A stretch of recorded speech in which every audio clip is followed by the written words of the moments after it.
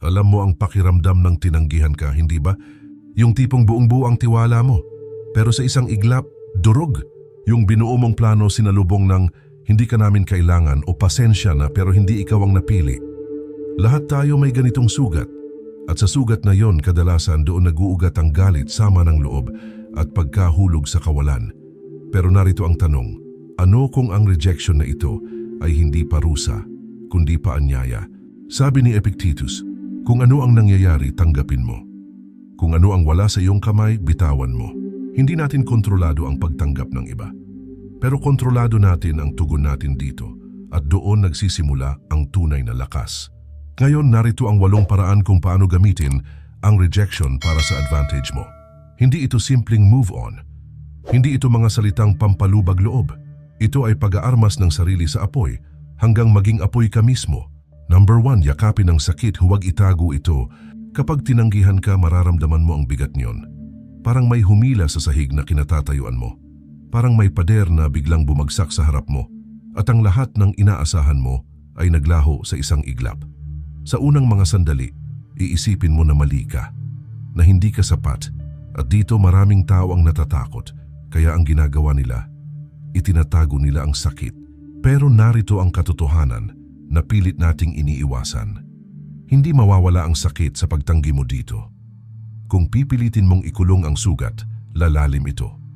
Kung pilit mong ipapakita na okay lang habang sa loob mo'y nagdurugo ka, unti-unti nitong kakainin ang tibay mo. Kaya't bakit hindi natin ito yakapin?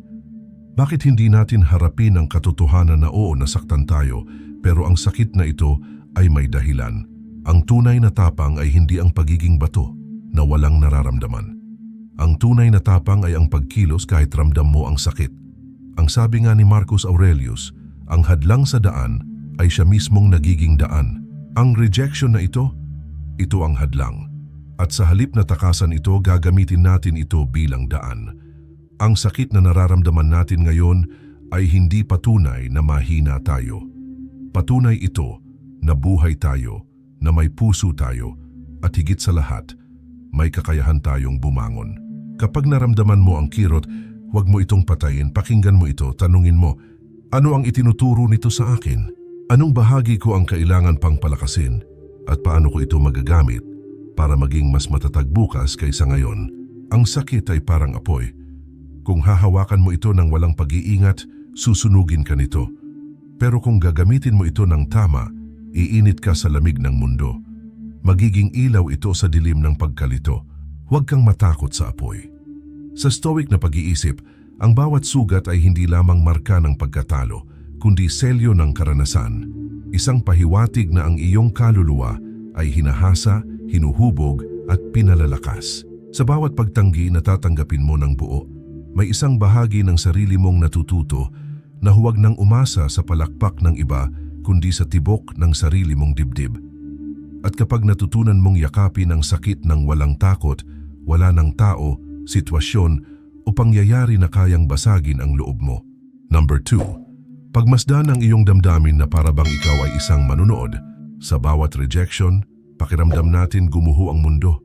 Parang biglang sumikip ang hangin, bumigat ang dibdib at lahat ng ingay sa paligid ay nagiging katahimikan na pumipiga sa puso. Tila ba ang tanging nakikita mo na lang ay ang sarili mong pagkatalo? At dito tayo madalas bumabagsak kapag ang emosyon ang nagdidikta ng ating mga kilos. Ngunit isipin mo ito, paano kung ang lahat ng emosyon ay tulad lang ng mga ulap sa langit? Dumaraan, nagbabago, naglalaho, hindi permanente. Hindi sila ang langit mismo, sila'y mga anino lamang na dumaraan sa ibabaw nito. Ganito rin ang ating galit, lungkot o kahihiyan, dumaraan lamang sila.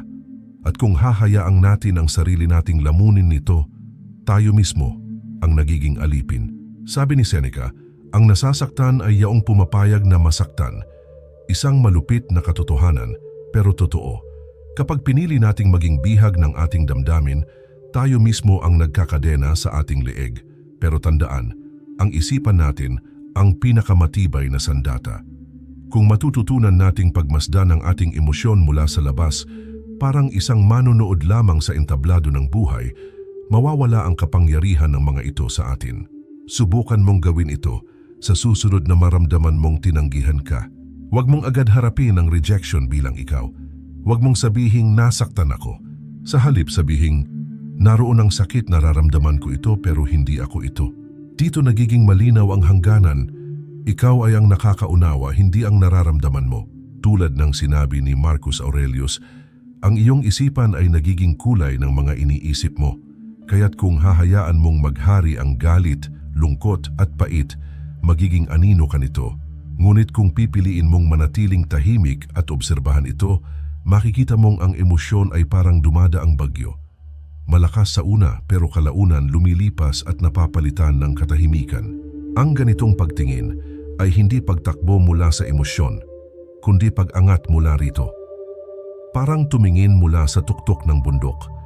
Makikita mo ang bagyo sa ibaba, mararamdaman mo ang lakas nito, pero alam mong hindi ka naabot nito. Ganito ang ginagawa ng Stoic. Hindi siya manhid, siya ay mapagmasid, at sa pagtingin niyang ito, natututo siyang hindi mahila pababa ng kanyang sariling emosyon. Sa tuwing nararamdaman mong binabaha ka ng sama ng loob, huminto ka. Huminga ng malalim. Tingnan mo ang sarili mong isipan na para bang may hawak kang salamin. Sabihin mo, ako ang may hawak sa emosyon ko. Hindi ako alipin nito. Sa ganitong paraan, bawat rejection ay nagiging pagkakataon. Isang pagsasanay sa pagpapanatili ng sarili mong kapayapaan kahit pa ang mundo sa paligid mo ay umaalingaw-ngaw sa ingay ng pagkatalo. At doon mo mararamdaman ang lakas na hindi kailanman makukuha ng sinumang nagpapadala lang sa bugso ng damdamin. Number 3. Tanggapin ang kontrol na hawak mo at bitawan ang hindi. Isipin mo ito. Gaano karaming gabi ang nasayang natin sa kaiisip kung bakit tayo tinanggihan? Ilang beses na ba nating inikot sa isipan ang parehong tanong, ano ang mali sa akin? Tila paulit-ulit na eksena na parang pelikula na ayaw huminto. Ngunit dito pumapasok ang isang malupit na katotohanan. Maraming bagay sa mundong ito ang wala tayong hawak. Hindi natin hawak ang desisyon ng ibang tao. Hindi natin kontrolado ang opinyon nila, ang tingin nila sa atin, o ang mga pinto na pinipili nilang isara. At dito, kadalasan tayong nasasaktan dahil pinipilit nating kontrolin ang isang bagay na kailanman ay hindi natin pag-aari. Sabi ni Epictetus, sa lahat ng bagay sa buhay, may dalawang kategorya, mga bagay na kaya mong kontrolin at mga bagay na hindi mo kaya. Ang kabaliwan ay ang subukang hawakan ang mga hindi mo kaya. At ito ang dahilan kung bakit napapagod tayo dahil nilalabanan natin ang isang alon na hindi kayang pigilin ng ating mga kamay. Ano ang hawak natin? Ang isipan natin, ang reaksyon natin, ang desisyon natin kung paano tayo babangon. Ang rejection sa ilalim ng liwanag ng Stoic na filosofiya ay isang anyo ng paglilinis. Hindi ito pagkawasak ng ating landas. Ito ang pag-alis ng maling pintuan na matagal na nating kinakatok. Hindi ba't ganoon naman ang katotohanan? Kapag may isang pinto na isinara sa atin, mas malinaw nating nakikita ang mga pinto na bukas para sa atin. Ngunit madalas dahil sa galit at sama ng loob, nakatitig pa rin tayo sa saradong pinto. Pilit itong binubuksan at hindi natin napapansin ang liwanag sa kabila. Ang tunay na lakas ay hindi nakukuha sa pagpipilit, nakukuha ito sa pagtanggap. Hindi ibig sabihin nito na susuko ka, hindi ito pagiging duwag. Ang pagtanggap ay ang pagkilala sa hangganan ng iyong kapangyarihan. Kapag tinanggap mo na ang mga bagay na wala sa iyong kamay, mas lumalakas ang konsentrasyon mo sa mga bagay na hawak mo. Narito ang totoo, kapag tinanggihan ka, iyon ay labas sa iyong kontrol. Pero ang magpursigi pa rin, ang lumaban sa ibang paraan, ang magpatuloy kahit hindi nila nakita ang halaga mo, iyon ang nasa iyong mga kamay. Ang rejection ay parang malamig na ulan. Wala kang magagawa para pigilin ang pagbagsak nito, pero kaya mong magpasya kung tatakbo ka para magtago o hahayaan mong mabasa ka habang patuloy kang naglalakad ng tuwid. Sa kalaunan, titigil din ang ulan. At kapag huminto ito, makikita mong ikaw pa rin ang nakatayo, mas matatag kaysa dati. Kaya't bitawan natin ang mga bagay na hindi natin kayang baguhin. Huwag tayong mag-aksaya ng lakas sa paghawak sa mga desisyong hindi natin pag-aari. Sa halip, pagtuunan natin ng pansin ang mga bagay na hawak natin. Ang ating pananaw ang ating karakter at ang ating kakayahang bumangon kahit ilang ulit tayong tinanggihan.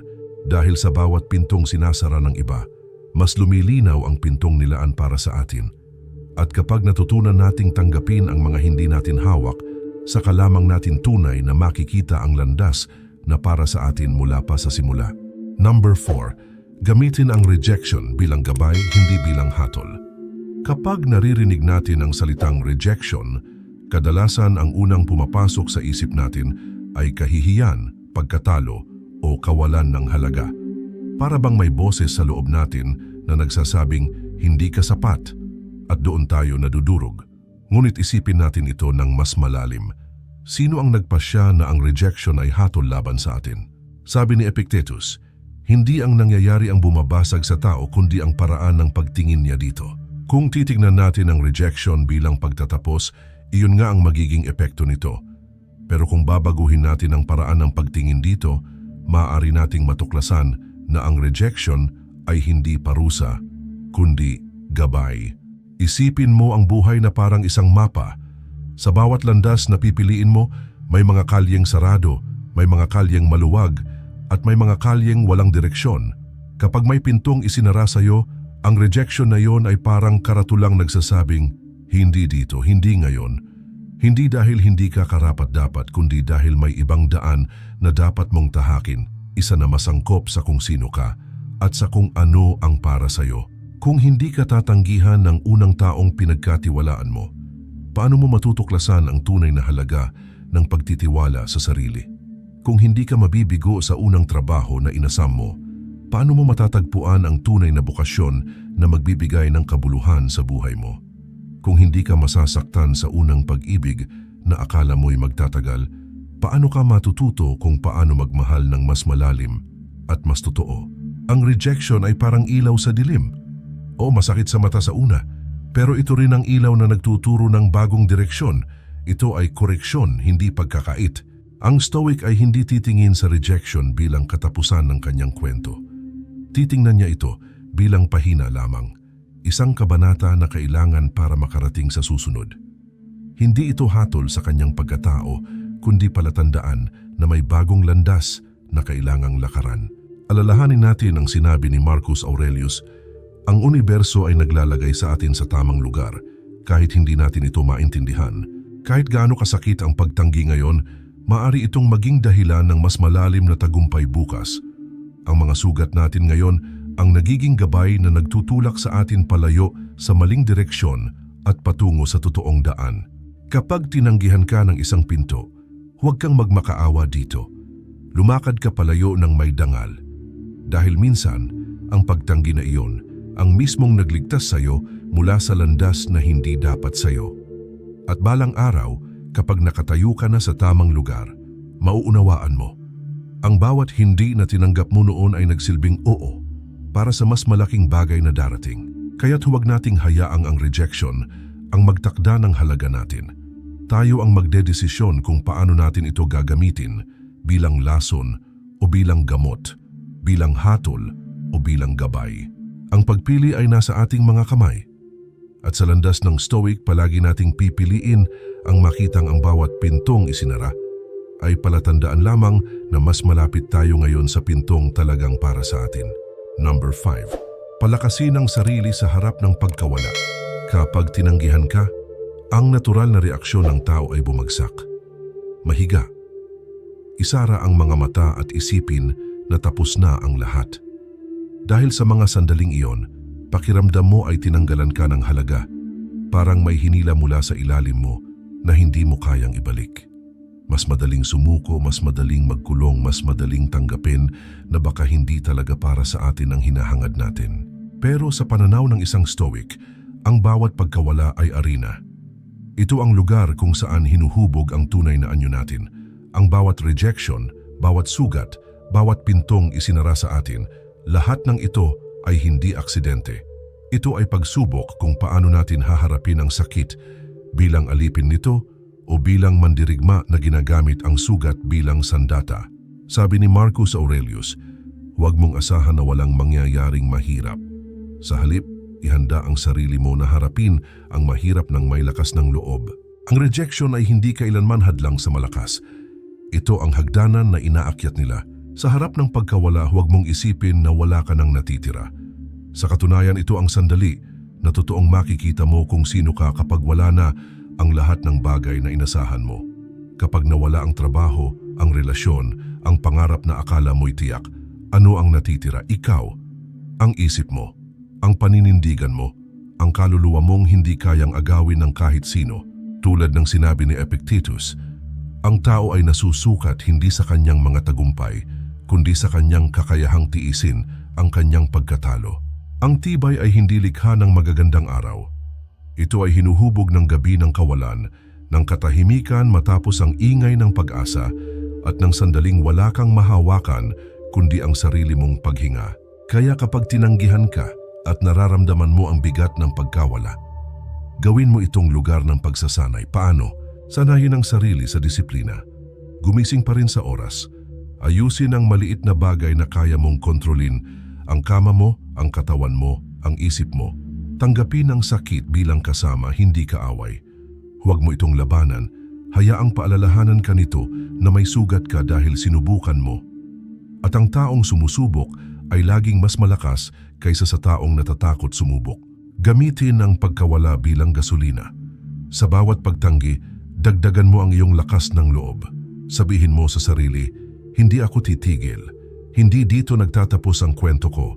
Kapag natutunan mong yakapin ang pagkawala, nagiging kakaiba ang pananaw mo sa buhay. Hindi ka na natatakot mawalan dahil nauunawaan mo na ang lahat ng bagay ay pansamantala. Ang taong hindi natatakot mawalan ay taong hindi kayang kontrolin ng mundo. Sa Stoic na landas, ang pagkawala ay hindi wakas kundi pagsubok na nagpapaalala sa atin na ang tunay na yaman ay nasa loob natin, sa tibay ng ating kalooban at sa lakas na humaharap sa unos ng hindi natitinag. Kaya sa tuwing may pintong isasara sa iyo, huwag kang magpumilit na manatili sa harapan nito. Tumalikod ka ng may dangal at gamitin ang lakas na iyon para patuloy na maglakad, dahil ang bawat hakbang na tinatanggap mo sa harap ng kawalan ay hakbang papunta sa sarili mong pagiging hindi matitinag. Number 6. Alisin ang takot sa pagkawala. Bakit tayo natatakot sa rejection? Dahil sa pinakapuso nito, ang rejection ay may kasamang isa pang bagay na mas malalim. Ang pagkawala. Kapag tinanggihan tayo, hindi lang tayo nakararanas ng sakit dahil sa pagtanggi, kundi dahil may nawawala sa atin. Isang pangarap, isang pagkakataon, isang tao, o minsan, ang mismong imahe ng sarili na matagal na nating binuo sa isipan natin. Pero tanungin natin ang ating sarili. Bakit ganoon ang kapit natin sa mga bagay na alam naman nating pansamantala lang? Sabi ni Marcus Aurelius, lahat ng bagay ay pansamantala. Kung mawala man, ito ay natural gaya ng lahat ng bagay na nauubos. Isipin mo ito. Lahat ng bagay na mahalaga sa atin ngayon, mga ari-arian, mga relasyon, mga posisyon, lahat iyan ay darating at aalis. Ang bawat umaga na sumisikat, lulubog din sa gabi. Ang bawat bulaklak na namumukadkad, malalanta rin. Kung ang kalikasan mismo ay nagpapakita sa atin na ang lahat ay may katapusan, bakit tayo nagugulat kapag ang isang bagay ay nagwawakas? Sa Stoic na pananaw, ang takot sa pagkawala ay isang ilusyon. Ilusyon na tayo mismo ang naglalagay sa isip natin dahil hinahawakan natin ang mga bagay na parang sila'y atin magpakailanman. Kapag kumapit tayo ng sobrang higpit sa mga bagay, sa mga tao o sa mga pangarap, nagiging alipin tayo ng takot na baka mawala ang mga ito. Pero ano ang tunay na kalayaan? Ito, ang matutong mahalin ang lahat nang walang takot na mawawala ito, sapagkat alam nating likas na itong mawawala balang araw. Sabi ni Seneca, "It is not the man who has too little who is poor, but the one who hankers after more." Hindi ang nawala ng mahirap, kundi ang taong takot mawalan. Ang taong laging nangangamba na baka kunin sa kanya ang mga bagay na hinahawakan niya ng mahigpit ay parang taong nakagapos sa sariling tanikala. Kapag natutunan nating alisin ang takot sa pagkawala, nagbabago ang lahat. Ang rejection ay hindi na mukhang trahedya. Ang pagkawala ay hindi na parang wakas, kundi pagbabalik lamang sa natural na daloy ng buhay. At ang mga sugat na dulot ng pagtanggi ay nagiging marka ng ating paglaya mula sa takot. Isipin mo ang mga bagay na mayroon ka ngayon. trabaho, pamilya, kaibigan, kalusugan. Sa Stoic na pag-iisip, dapat nating mahalin ang mga ito ng buo, habang alam nating lahat ng ito ay maaaring mawala bukas. Hindi ito malungkot, ito ay mapagpalayang paalala na mas pahalagahan ng ngayon at huwag hayaang ang takot sa bukas ang mangibabaw. Kapag humarap ka sa rejection at tinanggap mong natural ang pagkawala, mawawala ang kapangyarihan nito sa'yo. Sapagkat paano ka pa masasaktan ng isang bagay na alam mong bahagi ng likas na pag-ikot ng buhay? Kung wala nang mawawala, wala na ring ikakatakot. Sa huli ito ang lihim, ang takot sa pagkawala ang humahawak sa atin, hindi ang pagkawala mismo. Kapag tinanggal mo ang tanikalang iyon, kapag natutunan mong humawak ng maluwag, matututunan mo ring bitawan ng walang pighati. At sa oras na iyon, hindi na kayang kontrolin ng rejection ang iyong damdamin. Ikaw na ang may hawak sa sarili mo. Kaya't sa susunod na maranasan mong mawalan, paalalahanan ang sarili. Ito'y dumaan at dumaraan pa rin, at tulad ng lahat ng bagay, lilipas din ito. Ako ang mananatili. Number 7, gamitin ang katahimikan bilang lakas. Kapag tinanggihan ka, ang unang bugso ng damdamin ay laging maingay. Ang isip mo'y puno ng mga tanong, bakit ako? Ano ang kulang sa akin? Paano kung... Kasabay nito ang puot, sama ng loob, at minsan, ang pagnanais na sumagot, magpaliwanag, o gumanti. Ito ang natural na reaksyon ng tao. Ang tumugon kaagad, ang mag-ingay sa harap ng sakit, para lamang iparamdam na buhay ka pa rin. Ngunit narito ang katotohanan na napapansin lamang ng mga bihasa sa disiplina. Ang tunay na lakas ay hindi palaging nasa ingay, kundi nasa katahimikan. Sa oras ng rejection, pumili ka ng katahimikan. Huwag ka agad magpadala sa impulsong ipagtanggol ang sarili.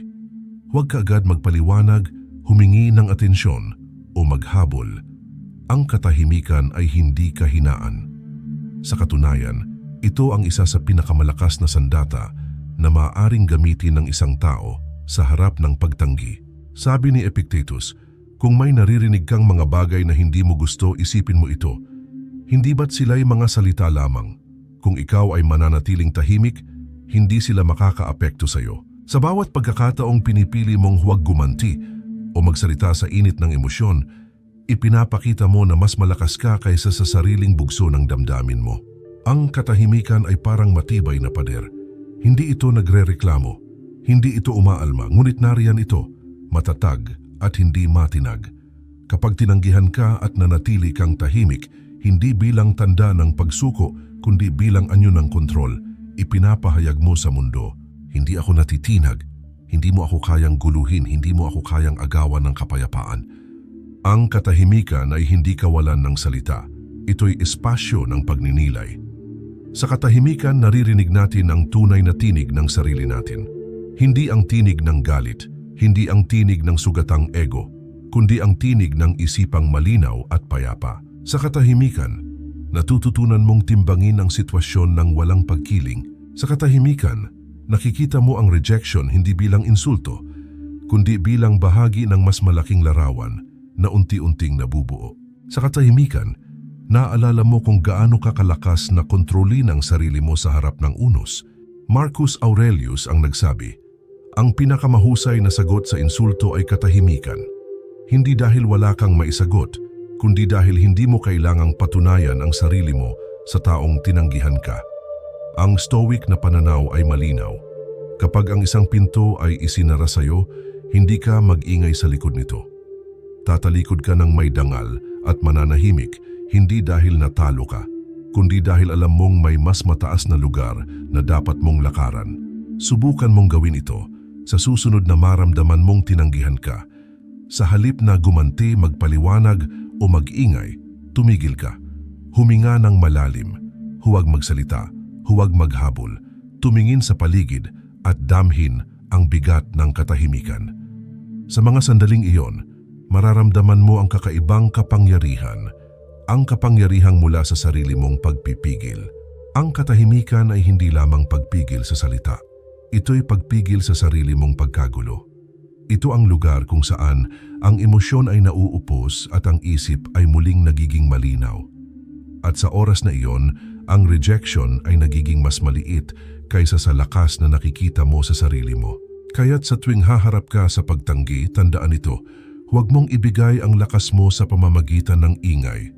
Piliin mo ang katahimikan na puno ng dignidad, katahimikan na nagsasabing, hindi mo ako kayang galawin. Sapagkat sa dulo, ang katahimikan ang siyang pinakaingay na sagot na hindi kailanman mapapantayan ng salita. Number 8. Gumanti. Hindi sa paraang sira, kundi sa paraang matibay. Kapag tayo'y tinanggihan, ang natural na pagnanasa ng tao ay gumanti. Hindi ba? Kapag sinaktan ka, gusto mong iparamdam ang sakit na naramdaman mo. Kapag binaliwala ka, gusto mong patunayan na mali sila.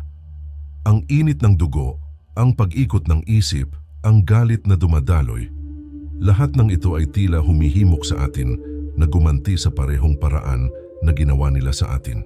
Ngunit narito ang katotohanan na alam ng mga Stoic. Ang pagganti sa paraang puno ng galit ay hindi tunay na paghihiganti. Isa lang itong pag-amin na ikaw ay kanilang napababa sa antas na iyon. Sabi ni Seneca, ang pinakamagandang ganti sa isang insulto ay ang hindi ka maging katulad ng gumawa nito. Ito ang pinakapusod ng Stoic na kaisipan. Hindi tayo gumaganti para masaktan ng iba. Gumaganti tayo sa pamamagitan ng pag-angat, sa pamamagitan ng pagpapakita na kahit anong gawin nila, hindi nila kayang sirain ang ating dangal, ang ating paninindigan, ang ating katahimikan. Ano ang ibig sabihin ng gumanti ng matibay? Itaas mo ang sarili mo sa ibabaw ng ingay. Kapag binaliwala ka, huwag kang humingi ng pagpansin. Sa halip, bumuo ka ng buhay na kahit sila'y magtataka kung paano mo nagawa ito matapos kang tanggihan. Gawing gasolina ang rejection. Gamitin mo ang init ng sakit bilang apoy na magtutulak sa iyo para maging mas mahusay, mas disiplinado, mas matatag kaysa dati. Huwag mong hayaang ito'y maging apoy na sumusunog sa iyo. Gawin mo itong apoy na nagbibigay liwanag sa daan mo. Huwag maghabol. Ang taong marunong umalis ng may dangal ay nag-iiwan ng impresyon na mas matatag siya kaysa sa sinumang nanatili upang makipagtalo. Sa Stoic na pananaw, ang tunay na paghihiganti ay hindi kailanman nakatuon sa iba. Ito ay nakatuon sa sarili, sa sariling pag-angat, sa sariling pagdisiplina, at sa sariling tagumpay na hindi nila kayang agawin. Ang taong kayang gamitin ang rejection bilang sandata ay hindi kailanman mawawala sa labanan. Dahil habang ang iba'y abala sa pagpapaliwanag at pakikipagbangayan, ikaw ay abala sa pagbuo ng iyong lakas, sa paghasa ng iyong isip, sa pag-akyat ng tahimik. Isipin ang mga dakilang Stoic. Si Marcus Aurelius, emperador na hinamak at pinintasan ng kanyang mga kaaway, ngunit nanatiling tahimik at masinop sa kanyang gawain. Hindi siya gumanti sa ingay, kundi sa pamamagitan ng kanyang paninindigan at karunungan. Ang katahimikan niya ang naging sandata niya, ang kanyang paninindigan ang naging pader laban sa mga humahatak pababa. Sa bawat rejection, sa bawat pintong isinara, gawin mong sagot ang pag-angat. Hindi kailangan ng salita, hindi kailangan ng paliwanag, dahil ang pinakamalakas na sagot sa mundo ay ang buhay na ipinapakita sa lahat na kaya mong magtagumpay kahit wala ang pagpapatibay ng sinuman. Kapag umabot ka sa puntong iyon, ang rejection ay mawawalan ng bisa sa iyo, dahil malalaman mong ang tunay na ganti ay hindi ang iparamdam sa iba ang sakit na naramdaman mo, kundi ang ipakita sa kanila na ang sakit na iyon ang mismong dahilan kung bakit ikaw ngayon ay mas malakas kaysa dati. At sa huli, ito ang katotohanan. Ang taong marunong gumanti sa pamamagitan ng pag-angat ay ang taong hindi na kailanman kayang ibagsak muli. Kung nakarating ka sa puntong ito, huminto ka sandali at huminga. Tanungin mo ang sarili mo, ano ang tinanggihan sa akin na sa totoo'y nagturo sa akin kung sino ako? Dahil ang bawat sugat, bawat rejection ay hindi lamang alaala ng kahinaan kundi marka ng lakas na hindi natin alam na nasa atin pala. Kung ramdam mo ang bigat ng mensaheng ito, hindi ka nag-iisa. Sa landas na ito tayo ay magkasama, mga taong natututo na gawing sandata ang katahimikan at gawing guro ang sakit. Kung handa ka pang magpatuloy sa paglalakbay na ito ng disiplina, tibay at kalayaan mula sa mga emosyong sumisira sa atin, mag-subscribe ka sa Simple Pero Stoic. I like ang video na ito at ibahagi sa mga taong alam mong nangangailangan ng lakas ngayon. At tandaan, ang mundo ay hindi laging magiging patas. Pero habang natututo tayong kontrolin ang ating sarili, wala na tayong talagang mawawala. Hanggang sa muli, manatili tayong matatag at tahimik na malakas.